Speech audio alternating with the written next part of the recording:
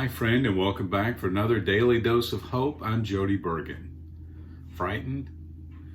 Feeling out of control? No wonder.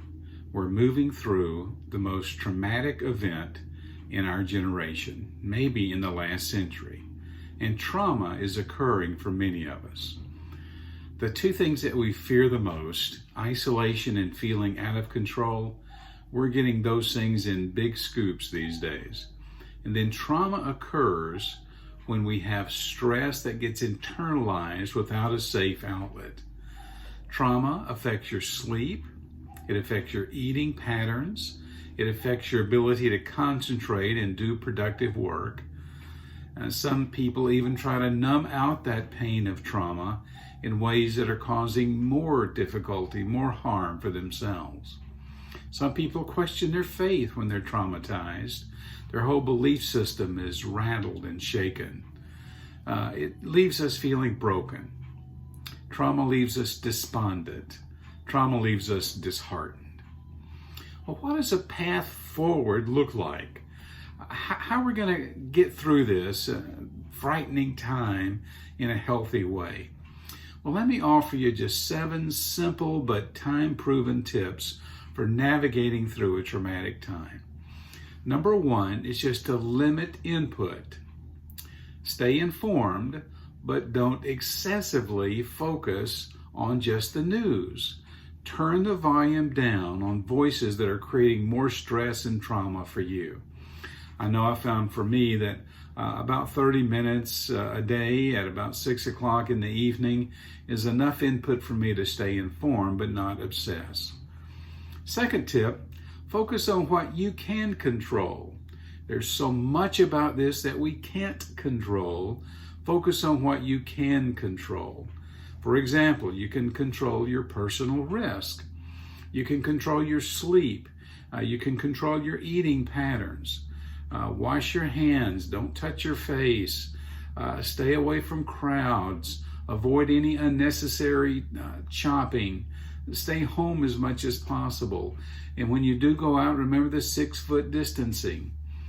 I love the quote that's circulating in Italy these days. It says, "We're standing far apart now so we can embrace one another later." I like that. Third tip, stay connected. We are hardwired for connection. So think of your phone and video chatting like a vitamin for your mental health. Laugh, share stories, focus on things in life other than the coronavirus.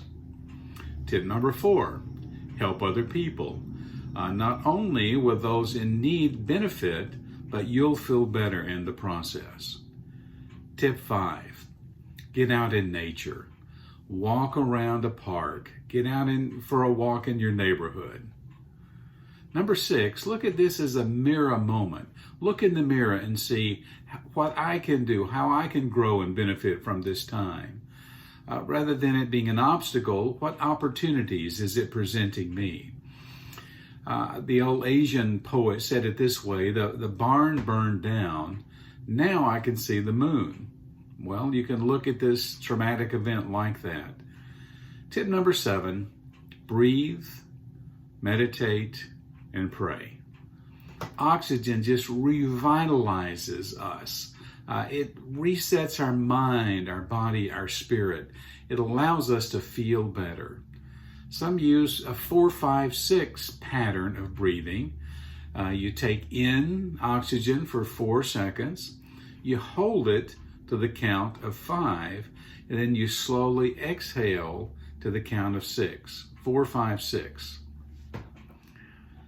The Japanese art of kintsugi, it teaches that broken objects are not something to hide, but to display with pride. So instead of hiding brokenness with superglue, they accent it with gold. They delight in saying that brokenness has beauty. COVID-19 may have you feeling shattered, just broken. In the hands of a master, your brokenness can become a work of art. Apply some of these time-tested, proven tips to help you cope. And then be open and honest about your narrative and tell your beautiful story, including all the distinctive cracks that you're feeling because of COVID-19. In Ephesians 2:10, Paul uses this beautiful word. It's just loaded with imagery. He calls us God's poema. And that Greek word is translated as masterpiece. You are his poema. You're his thing of beauty that he has made, he has created. You're his workmanship. A poema is a work of masterful creativity. Our scars are put on display to demonstrate the magnificence of a skilled artist to create something new and unique. Friend, you are his poema. Even with your scars and your brokenness and your cracks that you're feeling, you are God's poema. You're his masterpiece.